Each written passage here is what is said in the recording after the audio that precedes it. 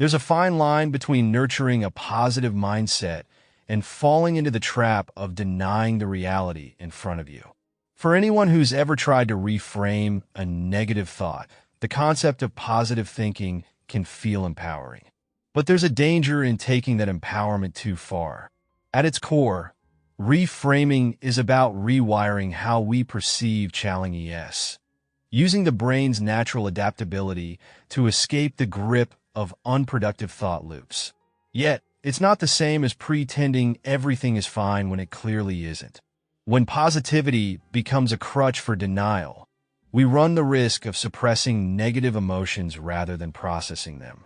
This suppression doesn't eliminate those emotions. It merely buries them where they fester, emerging later in unexpected and often destructive ways. Unaddressed feelings have a way of bleeding into our lives, affecting our relationships, work, and mental health.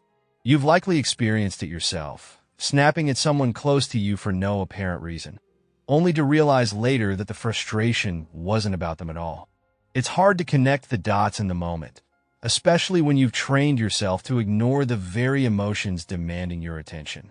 The pressure to stay positive can feel relentless, as if happiness is a badge of honor you're supposed to wear at all times. And when you can't live up to that standard, it's easy to feel like you're failing.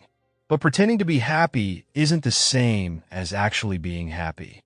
The disconnect between the facade and the truth can leave you feeling disingenuous, as though you're betraying yourself just to meet an impossible expectation. And let's not overlook the societal implications of relentless positivity.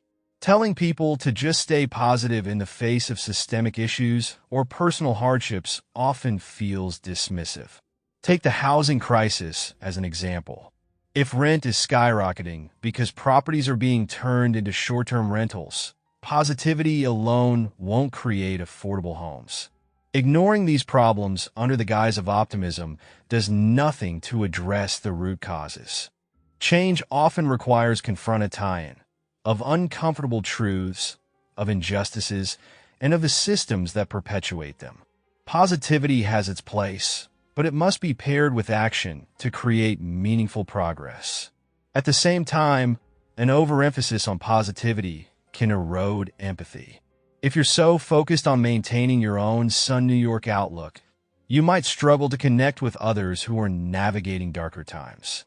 It can unintentionally send the message that their struggles are unwelcome or invalid, creating distance in your relationships.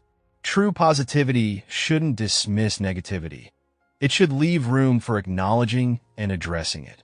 So how can you tell if you're using positivity as a tool for growth or as a shield for avoidance? It comes down to whether you're facing reality or running from it.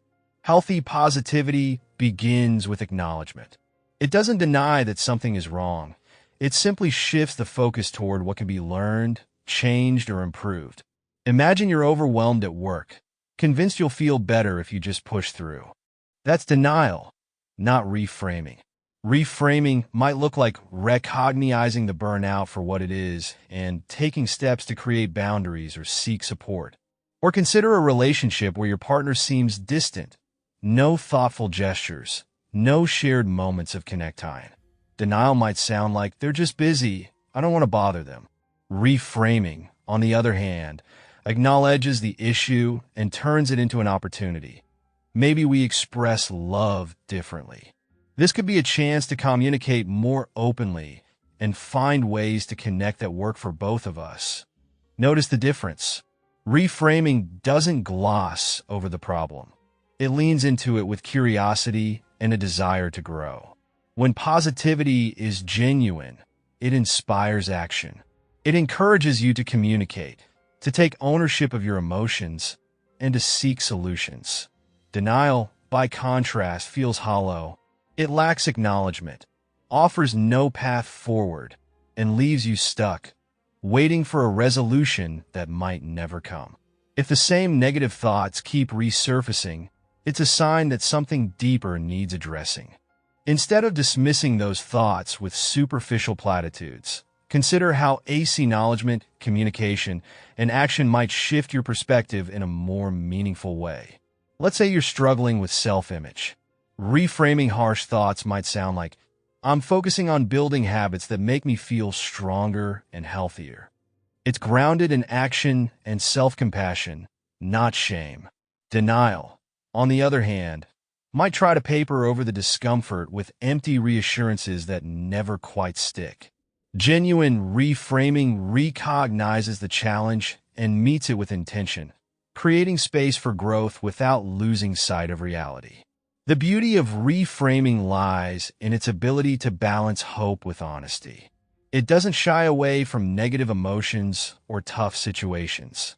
It faces them head-on, offering a way to move forward without getting stuck in despair. And when done thoughtfully, reframing doesn't just help you navigate your own challenges. It fosters empathy, strengthens relationships, and creates a more authentic connection with the world around you. In the end, positivity isn't about erasing negativity. It's about integrating it into a larger story of resilience and growth. Life isn't meant to be a constant stream of sunshine, and that's okay. The storms shape us just as much as the calm. What matters is how we choose to navigate them. Whether we deny their existence or face them with courage, humility, and an unwavering commitment to move forward. Because real positivity isn't about pretending everything is fine. It's about finding the strength to create something better, even when it's hard.